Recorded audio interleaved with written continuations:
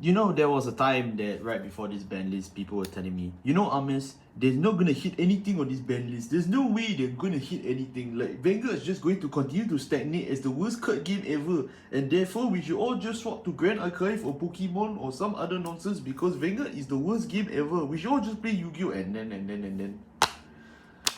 You want to explain this all to me? Do you really want to explain all this to me? Like really? Really? Really? Like, come on, like, you gotta be kidding me. Like, what the hell was all this? This was in Deep Lands? No. But you know who else got hit? Oh well. Hey, what's going on, guys? I'm Zephyr here. Today I am back to talk about Nightrose again because yes. You know, I've actually been approached by people at events and go, oh yeah, I know you, your main is Nightrose. I'm like, no. But you know, the fact that they remember me for this rather than, I don't know, Blaster Blade, it's kind of funny. But you know what's not funny? This band is, it's not funny.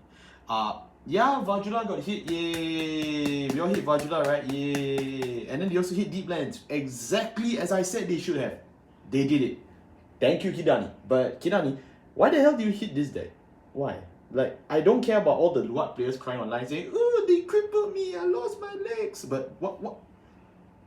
I thought I saw everyone posting about how this was the great year of Granblue, about how now they have the new promo, and then now they have ruin shit, and they have this, and they have that, and then you hit the deck.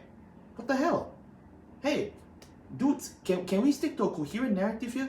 I don't know, but you know, it sucks a lot that they really hit this deck, which frankly had no results for the last like 6 months. So I don't even know what the hell was the point behind this. But if we can talk more, you know, politically, it's very clear why. There is a change in design philosophy here. Then there's a reason why they want to hit all these cheap defensive cards. Like, they're doing this to ensure that, at least for the Japanese side, I can tell you, that they want games to end within the 20 to 25 minute mark. And it's becoming increasingly harder for people to do so because the defense options are good, which is good, right? I mean, we've always wanted defense creep in this game. I myself have always wanted defense options. But it seems like we have kind of abused it to Bushiroad and their new executives, and therefore now they're just hitting every defensive option just to stop us from playing defense decks, which sucks, especially for a deck like Nightrose, who is 98% defense because our first strike is utter garbage. Boo. So like at this point in time, like I really don't know what the hell was the whole philosophy behind hitting all the defensive cards beyond just them stating, oh, we want the game to end faster. But like, come on, really? Like, look at this format right now. Deep Lands is hit, right? Deep Lands now has to choose between choosing its hand or its safety net. Heart Lulu lost his auto win condition, but you know, frankly, he didn't lose anything else other than that. Vyrgilla got crucified. You know, he's dead as hell. He ain't coming back. Until they release Beyond the Star, he's dead as hell. But like, now the best net form is just Blank the Mire. Like, the base Blank the Mire with Grivaldi is just madness at this point. And then you still have, you know, Kai Icon and, you know, the other stuff. So like, at this point, I really didn't understand what was the point of hitting the defense cards now rather than say next ban list. Like, next ban list, I would have, you know, arguably I would have understood it, but now it just seems a bit weird. But you know what, never mind. Today we're here to talk about this deck in light of these bans because, you know, most Nightrose players online, especially the ones that are very talkative and own a lot of the high rare decks, all will tell you about the great strengths of, you know, hostage is the way, hostage is the truth, hostage is the light. And then they'll tell you about stuff like, you know, strange food preparations and tell you, oh, hey chef, hey there children, what's life? Bad. Why bad, children? Oh, we forgot to watch South Park and now they hit our favorite card. You know that kind of nonsense? And it's like, okay, sure, we get that. But what can we do once most of the good defensive options have dried out? I would say not much. I would say not much, but there is still tons of other ways you can play Nightrose, and today I wanted to show off a way that I've been playing Nightrose, which still is able to play defensively, because I feel that that's the only way this deck really has until they let us have, you know, some form of offensive route. Let's be honest, like, until they give Nightrose a basic multi-attack earlier on in the game, like, we are just never, and I mean this, never gonna be able to walk away from defensives, because we have to wait until turn 4 to 5. Then we can actually do Miss Phantasm, which is not that good considering I like to kill people earlier. But yeah, so I'm gonna put a link in the description for my Infernal Hour video, the one where I talk about Infernal Hour, but I'm not gonna link the previous Nightrose deck profile, and neither am I not going to link the Nightrose Encyclopedia. Why? Because it all got banned. The whole thing got banned. Well, I can't even tell you to read it because it's useless now to most of you. So yeah, at this point, that's really the only thing I'm going to be linking. Just the not encyclopedia, not anymore. Just the Infernal Hour video, because I'm not going to play Infernal Hour. I just don't think this is the right time to play this card in this format. Like I just told you, Blinding Mire is the new best in format. There's no way in hell that you decide, oh, I want more regards on the board in the format where he wants to eat your children. You know what I'm saying? So like, yeah, it really sucks. But without further ado, that does mean you guys are going to get a full Nightrose deck profile again, which it has been a while, don't you say? So I am pretty happy to be able to go through this again, as sad as it is for Nightrose. So the right deck is exactly the same. There is no difference. I'm very sorry to all of you who wanted a difference. There is no difference. They can't change the right deck, right? So the right deck is exactly what it is. We start with Grenache, it's the grade 0. Then there's Parting Shade, the grade 1. You know, when he rides, she, they rides, you know, you get a Nightrose Crest. Here you go. Yeah, I didn't get to buy the SP one yet. I'm waiting for the price to drop about a few K-yen more. Maybe I'll buy it. Yeah, then after that you ride up the Combat. Combat's pretty alright, because when rode upon by a Nightrose. So is this Nightrose, because this is the Nightrose in the format. You sold last one, look at the top 7, choose up to 2 normal units from among them, put 1 to the hand, 1 in the drop zone. It is technically the strongest grade 2 ride up for the Stride deck sets as a whole, because it's the one that pluses 1 immediately. Unlike, say, Arousal Messiah or even Genkai.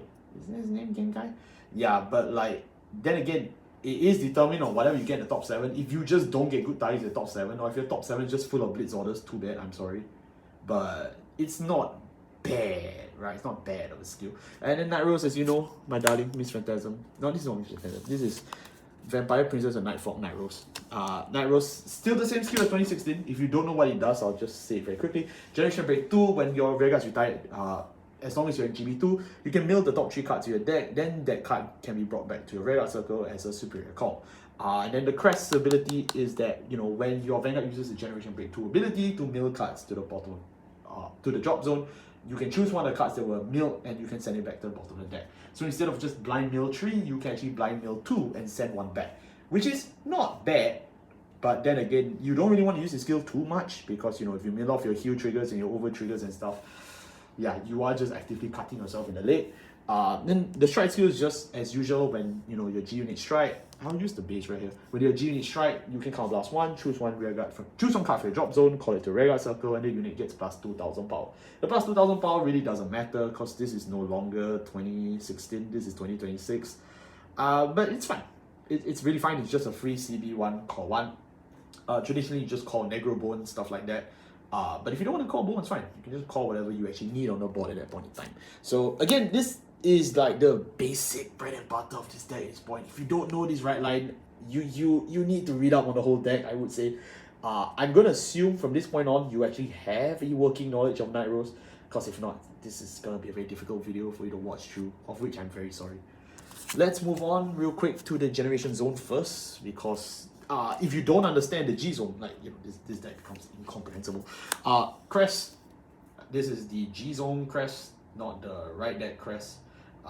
The right deck Crest is your typical right deck Crest, but this is the G Zone Crest. So the G Zone Crest says that for every card face up in Generation Zone, your front row units get 5, which is standard for all Crests, so don't worry about that.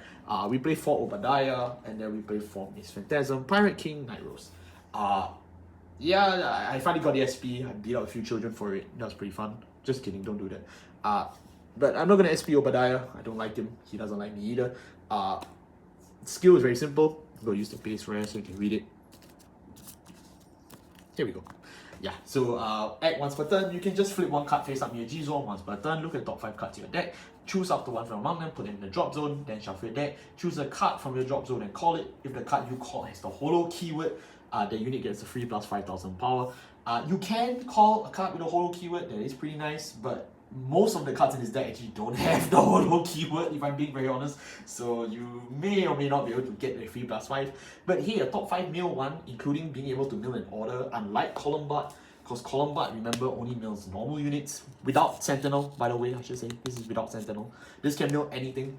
so that's nice. Frankly, you won't even mill Sentinels anymore because you just can't play Hostage anymore, but that's completely fine. Realistically, it's alright. Miss Phantasm Pirate King, this is our finisher.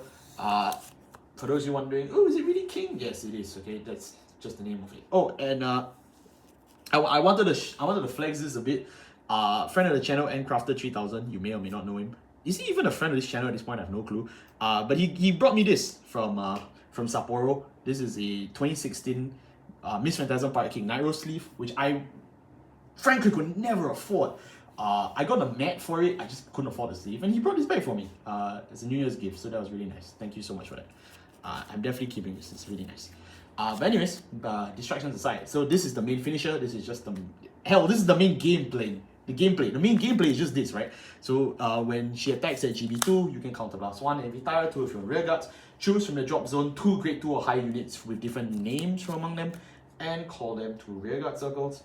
And then afterwards, if your drop zone has 10 or more cards, she gets +1 critical. 15 or more, the 2 units caught by the effect get 10,000 power. Frankly, if you do not have 15 cards in your drop zone by the time you reach GB2, you're just not playing this game. You're just not playing this game. It's just not possible. With the amount of guarding, discarding, retiring, drawing this deck does, there is no way you won't hit 15. I'm really sorry. If you know anyone who fails this condition for Miss Phantasm, let me know in the comments. I'll actually laugh at him because it's just not possible. You have 5 turns to play this game. If you don't have 15 drop by turn 5, I don't even know what to say. Like, something must be wrong, right? So realistically, just consider all the effects of this card for free because it's so easy to achieve for Miss Phantasm. Yeah, but then again, the only issue is, plus 10k to the core units and the Vanguard as a crit is not bad. It is, flavorful, but it is getting a bit dated considering the 5 attacks is locked behind the ultimate stride of all things. Yeah, there's a reason why this deck ain't doing too well right now. But this is the main game plan of this deck. For everyone who said, oh, just play, Obadiah and just stall people, you can't do that anymore. You've lost so many of your defensive options. It's so difficult. Don't even try it. Like, it's just not worth your time anymore. And it's clear Bushiroad doesn't want you to do that anyway, so why waste your time doing that? You might as well give good old Kidani what he wants. Right, Platina Ezo? Oh, he's in the hospital. My bad. Alright, let's move on. Alright, our grade trees, very simple. Our grade trees, we play 4 copies of the Vampire Princess and Nightfall Nightrose. 1 in the right deck, 3 in the main deck. As I mentioned before, the Ultimate Strike is the main way to play this deck, so you just kind of have to take my word for it that you have to play this. If you want to play less copies of the base Nightrose-sama in the main deck, first off, why? She's so beautiful, why do you not want more copies of her? But realistically, if you don't, you can just play Tommy the Ghosty Brothers, that's a great option as well. I'm just not playing Tommy, I just don't like him. But no, I'm kidding though. You can actually play Tommy, it's just a personal preference. There is no difference maker beyond the one fact where if you top deck Nightrose, you can use her to strike straight away versus Tommy. But Tommy is shield. So realistically, it is entirely up to you. It really doesn't concern me. 4 Enlarged Golf, in a format where people are getting smarter on how to play against Stride Decksets, which is forever, you absolutely need to play 4 of the Strike Dragon so that you can just ride up and beat people.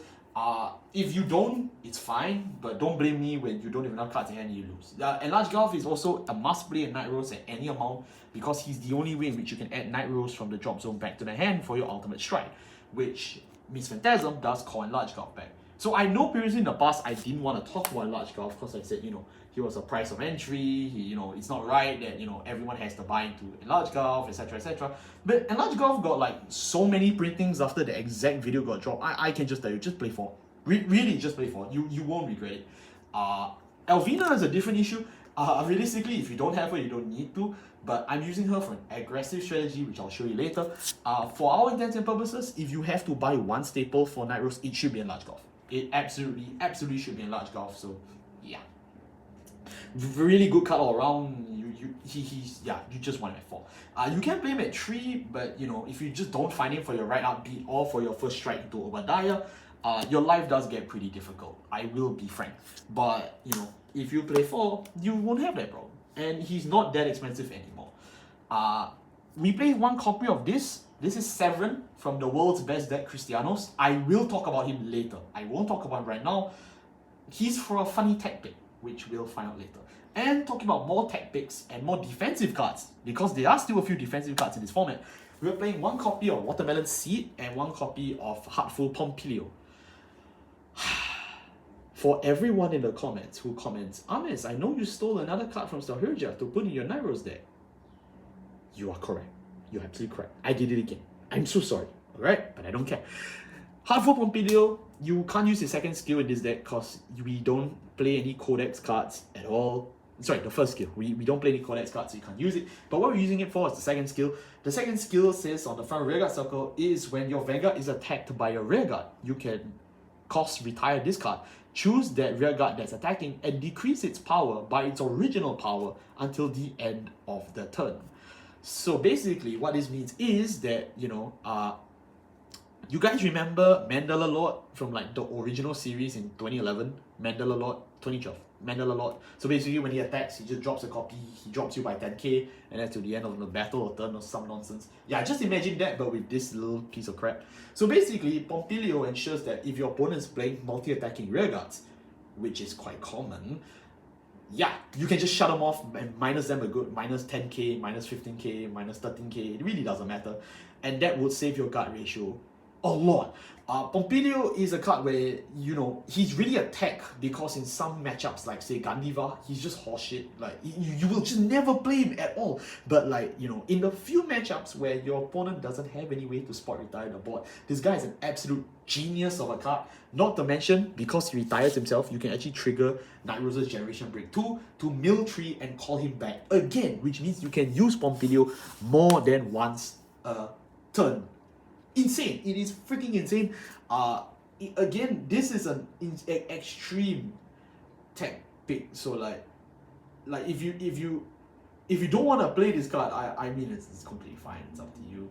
But like I just think that this is really neat, especially because it's until end of the turn, which means that when you fight against multi-attacking rearguards, this card just shuts off half of their combo straight up, and the other half is shut off by this one, Watermelon Seed. Now, I got inspired to play Watermelon Seed because I saw some official art from like the artist on Nightrose showing Nightrose eating a watermelon ice kacang from like 2017, the year of 2017 when they posted it. Yeah, and I just thought it was really cute, and then I realized, hey, there is a watermelon card in this game. And then I tried it and I got super addicted to it. I was like, holy crap, this card's insane. Watermelon Seed is a Blitz order, one of the last few Blitz order that hasn't been hit yet by the ban list. So if I make a second video saying that Watermelon Seed got banned, yeah, you know why. You know why. It's because of this video. But anyways, this is not called Watermelon Seed. It has Watermelon Seeds on it, but actually it's called Surefire Machine Bullet Killing. At least in the Japanese, that's what it's called. I have no idea what they call this in the English version. You play this in Count Blast 1, choose your Vanguard that's being attacked, then it gets 10,000 power for this battle. Then for the battle that you're playing the Blitz order for. Okay. Then your Vanguard also gets the red. No, it's not even the Vanguard, sorry. You just choose the units being attacked and it gets 10,000 power, right? So it's a 10k shield for that battle. Then choose your Vanguard and give it the ability that says, when your opponent's front row rearguard stands or is called to a rearguard circle in the front row during the opponent's turn, this unit gets 5,000 power until the end of the turn. So, to illustrate my point, I have brought my good friend Mr. Bushiroad Dice here to explain. Because I actually do own these, because I play a lot of WGPs. So basically, what this is saying, let me see if I get the right dice. Yeah.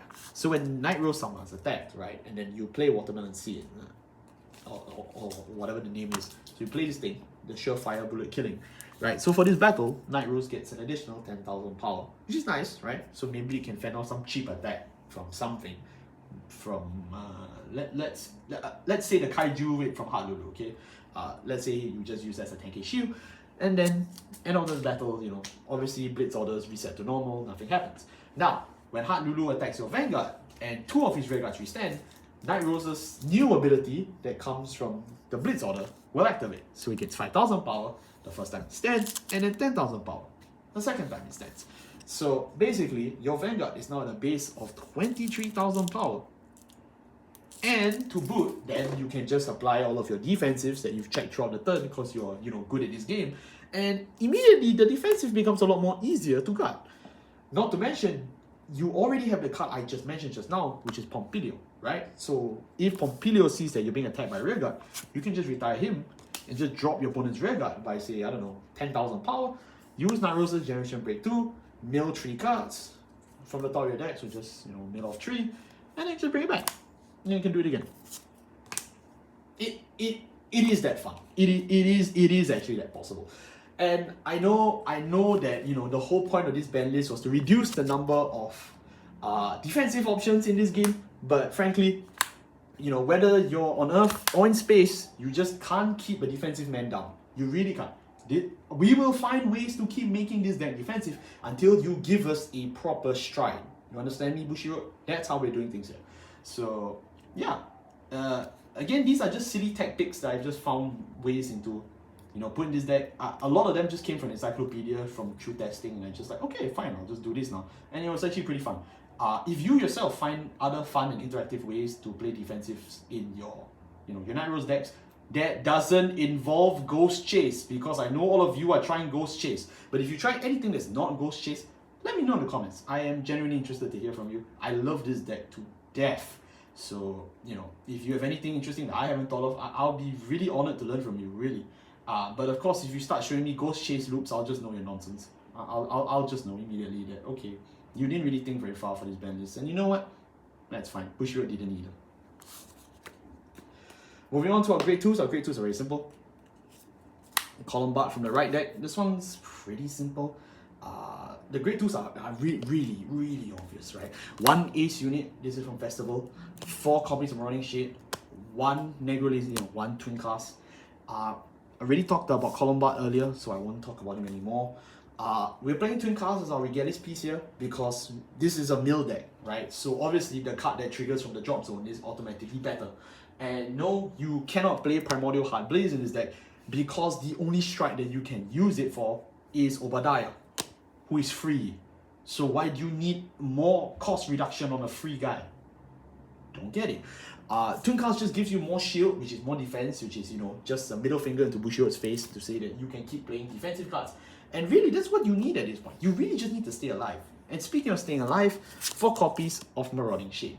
Now, Marauding Shade is someone that I've had very mixed feelings for over this channel. Probably more mixed than Mcrafter 3000.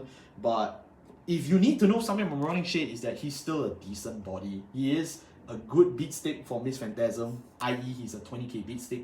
And he is still a 15k shield if you play everything correctly, when you stall long enough. So at this point in time, until they just release better cards for Nightrose, I'm still going to play Marauding Shade as a 4th. But he's 100% knocking on Death's door at this point. This is not a pun. Yeah, honestly, there will be a day where I just get to cut him out of this deck, and I will be happy. I will be happy, you know. I don't want to see him anymore. And that also applies to Negro Lazy. Negro Lazy is probably the only other holo card in this deck you can call, besides this one. Negro Lazy is pretty simple. You know, when placed on Vanguard Circle, not Generation Break 1. Just if you have a Vanguard Nightrose, right? So you can use this on your first right up going first. You can card blast 1, choose 1 card from your drop zone that's same grade or less as your Vanguard, call it to Vanguard Circle, and shuffle the deck. No, not shuffle the deck. Just put it back in your drop zone. And then, you know, holo means at the end of the turn he passes away, he commits suicide. But the Generation Break 1, which means if you strike at least once, his other ability will trigger, which is when this unit is retired from your board during your turn, if you have not countercharged his turn, you can countercharge 1. So Negro Lazy is only here as 2 things. He's here as a safety net for countercharge purposes, and he's also here to combo off Obadiah, so that, you know, if you just need an additional body on the board and a free way to pass 5,000 power for your first strike, you can do so via this guy. But anything else, Negro Lazy is just kind of not so good anymore. But then again, the whole point of Negro Lazy even having the clause to countercharge is that good that I would still make the argument that he needs to stay at a 1-off. Like, minimum 1-off. I understand some people want him at 4, 3, 2, that's okay. But he has to be in this deck at minimum at a 1-off. Because if you just don't play this card in your deck at all, you can be resource denied, and that's just not a good thing. And speaking of cards you have to play the 1-off, it's the Ace unit. The Ace unit is a card I mentioned before on the Ace unit video. The Ace unit is just built for Nightrose for Stoicheia. Like, honestly, there's never been a better match in heaven, and that's just the Ace unit. The Ace unit's unique skill is, when placed on a regular circle during the main phase, this unit gets 5,000 power, Energy Blast 3, look at the top 7 cards of your deck, choose up from 1 to among them, put them in a drop zone, shuffle the deck, then choose a card from your drop zone, same grade less than your Vanguard, and call it to a regular circle and shuffle. Yeah, and that's just everything Nightrose wants. For Energy Blast 3, that is a beautiful effect. If you open Pansei on turn 2, the game is almost done. It is that good. It is actually that good. Second skill is when this unit attacks a creature or greater opponent, this unit gets 5,000 power. And then, of course, if your drop zone is 10 more cards, it gets 5,000 more. So this is also a good beat stick besides Marauding Shade for the exact number of 20k power during your Miss Phantasm turn. And Pansei won't kill herself because she doesn't have the Holo keyword. So, all in all, it is nice to play more beat sticks in his deck, so it is pretty good. Now to the controversial part. Actually, every part of this video is controversial if you think about it. The Great Ones. For our Great Ones, we play one copy of Parting Shade in the right deck. Again, we've mentioned this before, so if you're surprised by this, just scroll backwards. We'll tell you what it does. We play 4 Perfect Guards, including 1 Sanctitude. I mean, this one should solve this, right? Do I need to explain this one to you? We play 4 copies of Negro Bone. Negro Bone is our in-archetype painkiller. It's a free painkiller, but he needs to come from the drop zone. Then he kills himself to draw 1. So he's a bit of a garnet if you open him anywhere else, but you just need to mill him out and then you call him back. And we play him at 4 just to ensure we will open it, right? For Philander, friend of the channel, Philander, really broken card in Barrow Kriya. Philander's skill is just when placed on regular circle from the hand, top 5 mill 1, and if you have 10 more cards in the drop zone, he gets an additional 10. That's a continuous skill. So he is a 18k beater, scaling into the mid to late game, which is very good. Yes, so just please play this at 4. I understand Philander is a net 0, so he's not that great. But because you're playing a very aggressive strategy, just play more of him, it's good. And for peak aggression, we are playing Elvina. Yes, I know before I've stated my unbridled hatred for Elvina, Hostage, and Large Gulf, but frankly, desperate times call for desperate bandmates, and I want Nightrose to be my bandmate. Now we can cut the video here. Thank you all for watching. We'll see you next time. Goodbye. The back sex joke has been made. Yay. Okay, but seriously, why are we playing Elvina? Very simple. Elvina is when placed from the hand during your main phase, Energy Blast 3, choose up to 1 order that's not a Regalis piece from among them, add it back to the hand, or you can choose a Great One or less Vanguard choose a Great One or less card from your drop zone and call it to Vanguard circle. So basically, if you have been paying attention correctly, we have a lot of Great Ones, right? So we'll just drop, load them, swing, drop, load them, swing. Very simple. And Elvina has a second skill, which is during your turn, if you have 4 more units, this unit gets 2,000 power. So it becomes a 10k attacker or booster, which means she can even swing when you're going first as a 10k body against something else. Again, not worth the 8,000 yen price tag, but really, that is not bad in fact. I never thought I'd get to say that, right? Of course, this card was infinitely better when you had the hostage stuff, when you had, the sweet shop, because you could turn all your excess cards on the board as shield power. This is all basic common knowledge for Nightrose players at this point, but we cannot do this anymore. So now we're just playing it for the sheer sake of aggression. Also, as I mentioned, because Blinding Maya is our new best end format, this does mean that all your excess Great Ones on the field that don't get to evade, you can just use them as fodder for, Blinding Maya to send back to 0. And then that also does mean that your good cards on the field, like your Philanders or your Pansei or your Pompidou, can all stay alive to party for 1 more turn. Again, this is all, in theory in that sense, because let's be honest, Blinding Maya is just not a good matchup for Nightrose, which some people may not understand that, so I have to say that clearly. But yeah, desperate times does call for desperate measures, so again, that's why we're playing it at this way. Would I prefer Nightrose to play differently? Absolutely. And that's why my last card is Feroid. Feroid is another card from Cristianos. And I know what you're wondering, Ames, you never explained to us what a Cristianos card does. Okay, I'll tell you right now. So, it's a new-ish development which I didn't spend a whole video doing, but I figured since I'm doing the whole deck profile, I can just say it now. Because I myself didn't really notice at the point of writing the encyclopedia, or at least it never really dawned on me. It can't just flash through my head. I never really gave it much thought. And I'm really glad that now I have, right? So, frankly, this is one of the reasons why I just love Nightrose in Standard, because unlike Premium, where playing stupid deck packs can mean you break your consistency and lose the game if you're a bad player, in Standard, you don't have that issue, because you have something called the right deck. Yes, but in Standard, because you have the right deck, you can do whatever you want with your deck, and that includes playing cards from the best deck, Cristianos. Now, to explain to you what they do, I have to tell you what they do together, because apart, they are very worthless. Severin, for the most part, can't really use his skill in this deck. To be very honest, the only thing he can do in this deck is just Soul Blast 1, and this unit gets 5,000 power. This unit gives your Vanguard 5,000 power when he attacks. All his other skills retire Cristiano's Vanguards or names in the main deck, which frankly you just don't have, or moreover, you shouldn't be, because there are just more Garnets in this deck, and you don't want more Garnets in this deck. You don't want more Garnets in this deck. But you can afford one more Garnet in this deck, which is Feroid. Feroid's skill is, at least the skill that's valuable to this deck is, at the end of the, when this unit boosts Severin, this specific unit Severin, you can send as many cards as you want from your drop zone back to your deck. They have different grades from each other and are not heal triggers and are not over triggers, right? And if you send back 3 or more cards with this effect, Feroid, this great one, can move to the soul, which means it is another way for Nightrose to gain soul. Which, for those of you in the audience who just heard that statement, you may not have understood what that means. But Nightrose is actually really tight on soul, which is why in the past I even used to play the soul fronts in his deck. We used to play Horror Mushroom in his deck. We used to play a lot of stuff in his deck that's soul charged, okay? And now we don't need to, because we have Feroid. Feroid just does all of that, and his skills only enable when he boosts Severin, which is why we have to play Severin in his deck. Severin by himself does not do very much. But by playing it in this combo, in this way, Severin can now, thanks to Feroid, send back a critical trigger. Then you can even send back a grade 1, maybe a cheeky little Perfect Guard if you want. You can send back a grade 2, maybe more shield like Marauding Shade. And even a grade 3, Wife. And then you just send 4 cards back to the deck and shuffle. This one moves to the soul. And there you go. You have stopped deck out. Yes! You have stopped deck out, which means, by all accounts now, if you are playing a stall game with Nightrose, which, let's be honest, the nature of Nightrose games is pretty stall, you are alive now. You will not die that easy. And that's just amazing. I understand that so many of our defensive options were taken away from us this exact ban list, but the fact that we have an anti-deck out mechanism is even cooler.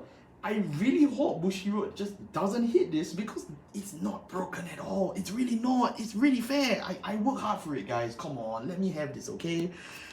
But yeah, I'm really, really happy with this combo. I'm not the first to invent this, by the way. I should just state it, because I know some bozo will go, Benamis, you didn't invent that. I know. But I have a lot of fun playing it. And that's why I want you to know about it, because it is really, really fun. And good things should be shared. Except stuff that are contagious. Our grade 0 is very simple. Grenache. Yeah, it's just Grenache. So no effect here, not like Premium. 8 crits. We are still trying to kill people, so we are still playing crits. 3 fronts. Now that we have Feroid in this deck, we don't need soul fronts anymore, so we can just go back to regular soul fronts, regular shield fronts. It's completely fine. 4 heals. 1 over trigger. Just play this one. Bless Father is fine. You can play any over trigger you want. I don't care. But Bless Father is pretty nice because it's a double super trigger. So yeah. But if you want to play like Night Sky Nixermus or whatever, that's really fine. I really don't care. And yeah, that is a wrap up for my Nightrose post ban list deck profile for 2026. Honestly, I don't think I expected myself to be doing a video for Nightrose this year, or at least about this deck in these circumstances again. Yeah, because let's be honest, I did one for this last year for the premium ban list, and now I'm in my exact same position for my standard Nightrose, which is like, huh?